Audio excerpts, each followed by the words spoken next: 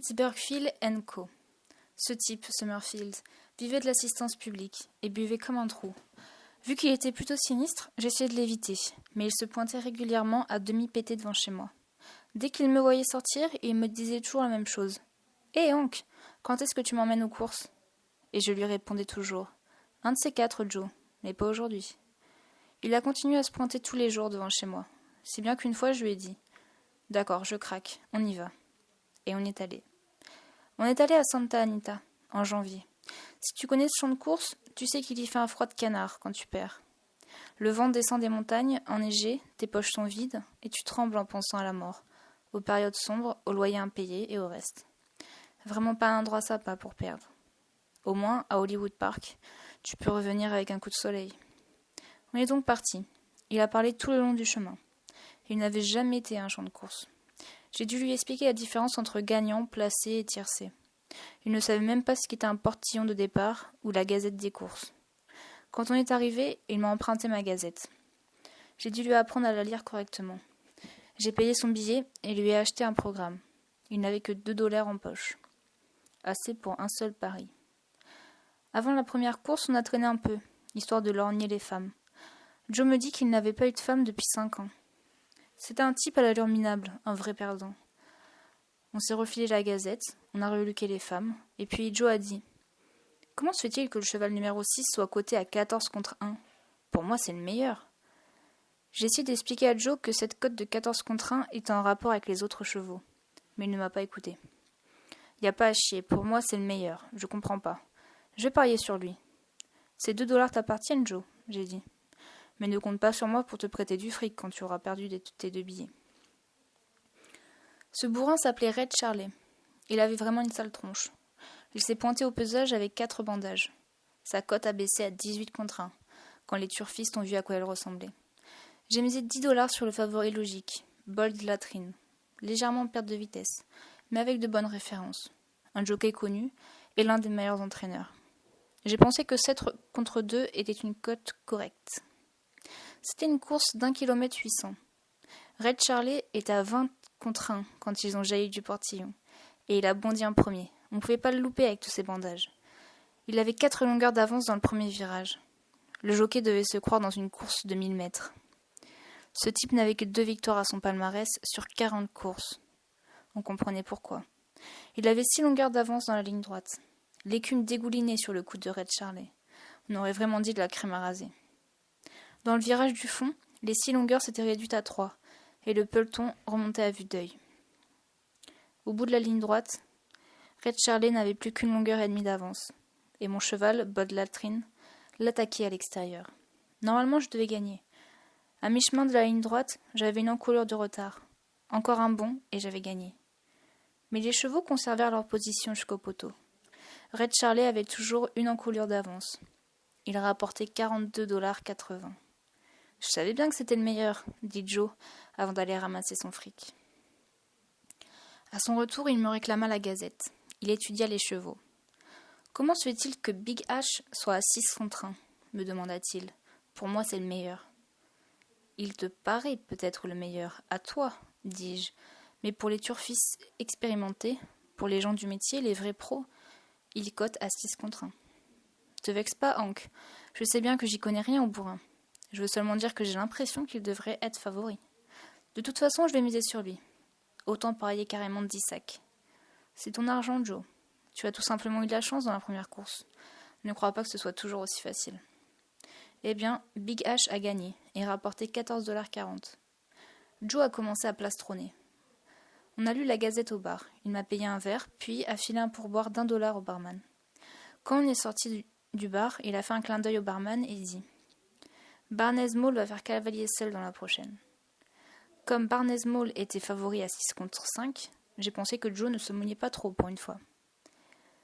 Quand le portillon s'est ouvert, la cote de Barnes Mall avait encore monté. Il rapportait 4,20 $. Joe avait placé 20 $ sur lui. Cette fois, il m'a dit, ils ont choisi le bon cheval comme favori. Sur les 9 courses, Joe a trouvé 8 fois le gagnant. Sur le chemin du retour, il s'est demandé sans arrêt comment il avait bien pu se gourer dans la 7e. Blue Truck semblait de loin le meilleur. Je comprends pas pourquoi il n'est arrivé que troisième. Joe, tu as gagné 8 fois sur 9. Telle est la chance des débutants. Tu ne sais pas à quel point ce jeu est complexe. Moi, ça me paraît facile. Suffit de choisir le gagnant et puis de ramasser son fric. Je n'ai pas desserré les dents jusqu'à chez moi. Ce soir-là, il a frappé à ma porte. Il avait une pinte de Grandad et la Gazette des sorciers. Je l'ai débarrassé de la bouteille pendant qu'il parcourait la Gazette et me donnait les noms des 9 gagnants du lendemain, en m'expliquant pourquoi. Nous possédions maintenant un véritable expert. Je sais comment ce genre de truc peut monter à la tête. Une fois, j'ai eu 17 gagnants d'affilée. Je comptais acheter des villas au bord de la mer et me lancer dans la traite des blanches pour mettre mes gains à l'abri du percepteur. On devient vraiment dingue à ce jeu-là. Le lendemain, je me frottais les mains d'avance en emmenant Joe au champ de course. Je voulais voir sur son visage quand il aurait constaté que tous ses pronostics étaient foireux. Les chevaux n'étaient que des animaux de chair et de sang. Ils étaient faillibles. Comme disent les vieux turfistes, il y a 1000 façons de perdre un pari, mais il n'y en a qu'une de le gagner.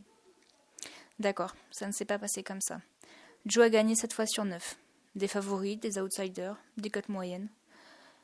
Et tout le chemin du retour, il a râlé à cause de ces 2 erreurs. Il n'arrivait pas à piger. Je ne lui ai pas adressé la parole. Cet enfant de putain ne se plantait jamais ou presque. Mais il allait se faire baiser par les pourcentages. Il a commencé à m'expliquer pourquoi je pariais comme un pied, l'art de parier pour gagner. 2 jours au champ de course, et il était devenu un expert. Moi, je jouais depuis 20 ans, et il me racontait que j'étais un demeuré.